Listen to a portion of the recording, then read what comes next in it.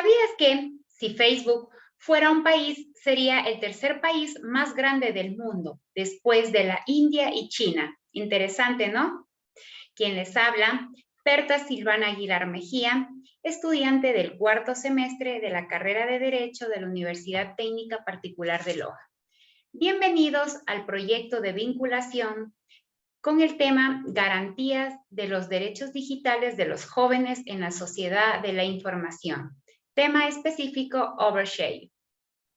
Actualmente, el mundo de la tecnología ha avanzado de manera acelerada, dando paso a la implementación y uso de las mencionadas redes sociales como Facebook, Instagram, TikTok, Twitter o WhatsApp, entre otras, que permiten interactuar e intercambiar información con personas ubicadas en cualquier parte del planeta donde haya acceso a Internet.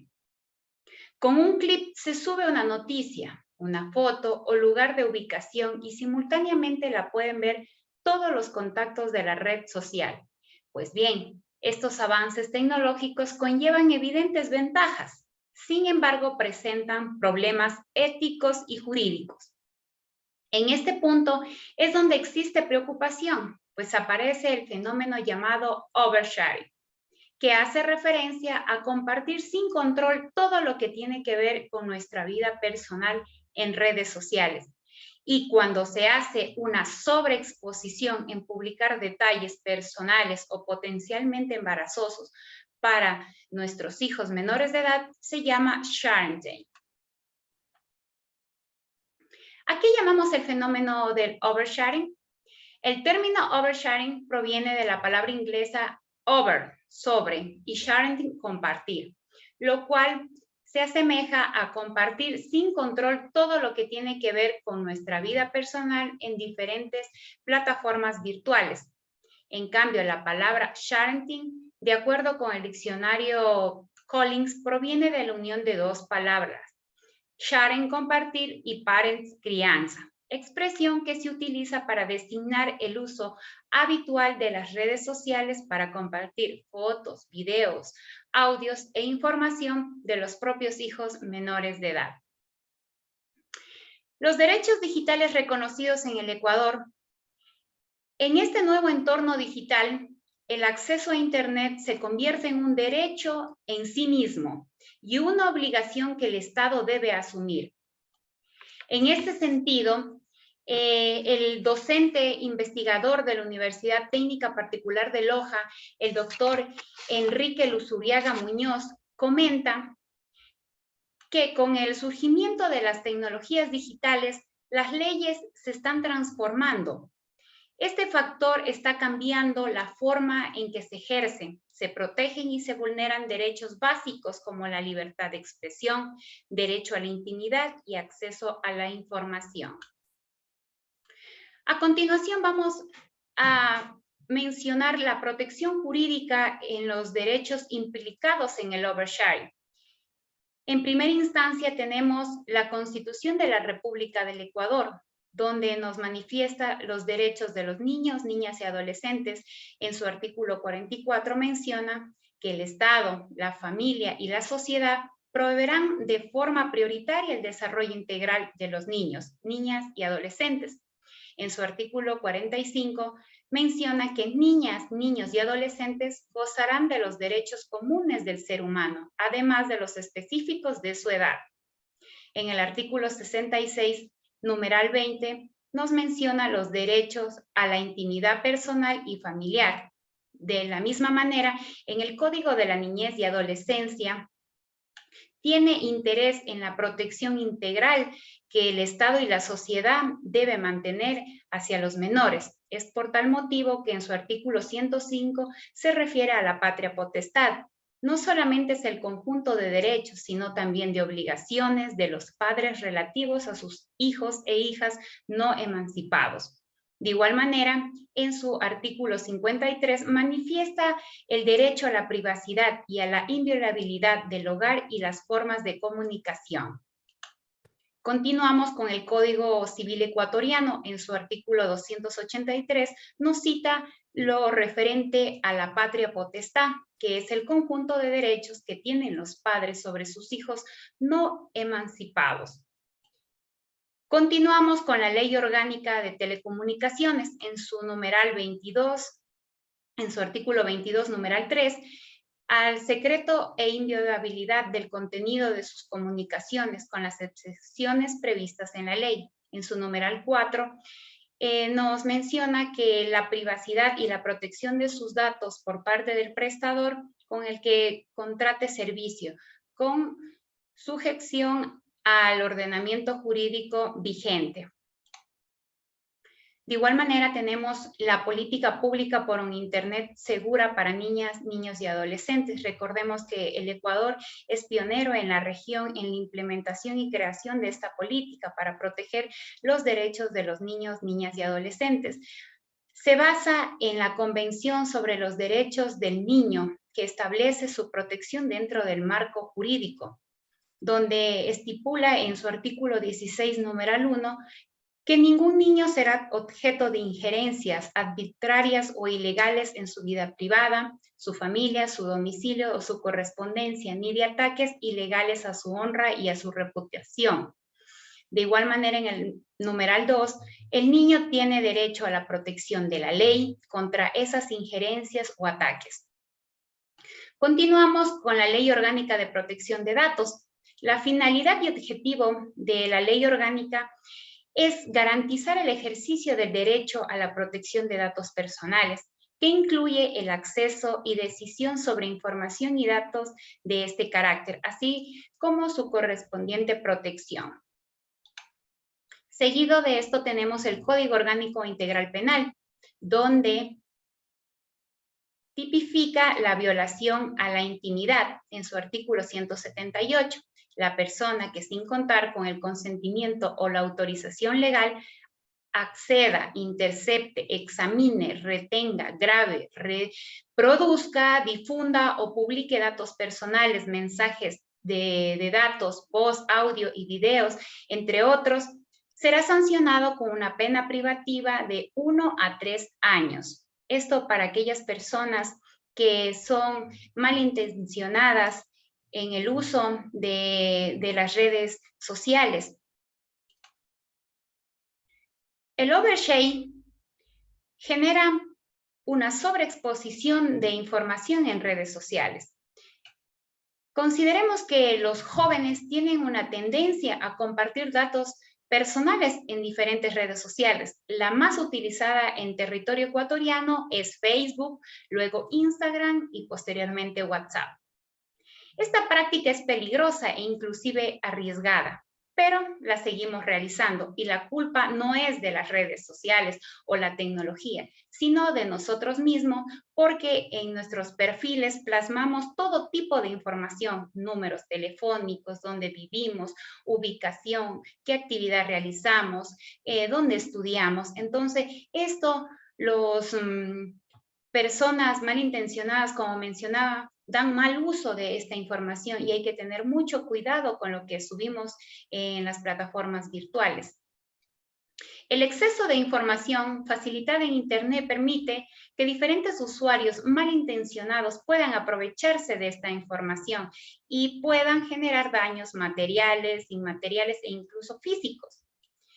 Como ejemplo tenemos los mencionados cibercriminales, los cuales se dedican específicamente a revisar el perfil de cada una de las personas para causar daño.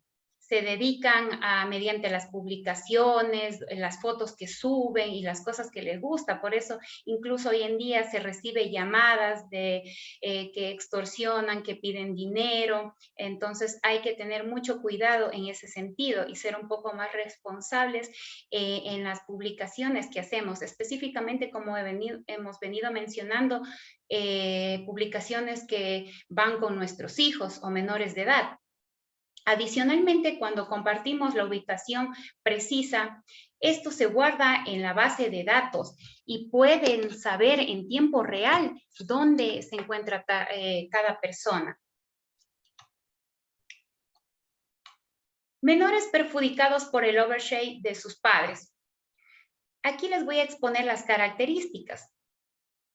Esto se da cuando los progenitores comparten imágenes íntimas de sus hijos. Como podemos observar en la imagen, el niño está llorando y su madre puede pensar que el niño se va a sentir feliz y no sabe las repercusiones que pueden tener esto a largo plazo. El niño va a crecer y va a ver en las redes que está su foto cuando él estaba en una situación vergonzosa. Entonces, tenemos que considerar estos aspectos, ¿no? Otra característica es cuando se proporcionan datos de hábitos y prácticas recurrentes. Hay padres que suben en qué colegio estudia, qué deporte practica, qué amistades, los cumpleaños de sus hijos. Aparentemente publican de todo en redes sociales. Además, también aplican, uno que otro padre aplica filtros de privacidad, pero esto no asegura del todo la práctica de la privacidad, ¿no? Ya que si borran alguna foto, igual esto se queda en la memoria y en el caché de la base de datos. Además, cuando se publica mucha información de nuestros pequeños, se permite el rastreo de la bibliografía de nuestros hijos.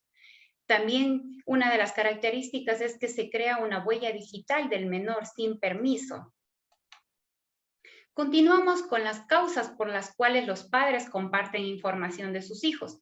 Una de las causas sería que las madres son las que más comparten fotos de sus hijos sobre actividades que realizan. Esto se debe que la mayor parte del tiempo son las madres que pasan con los pequeños.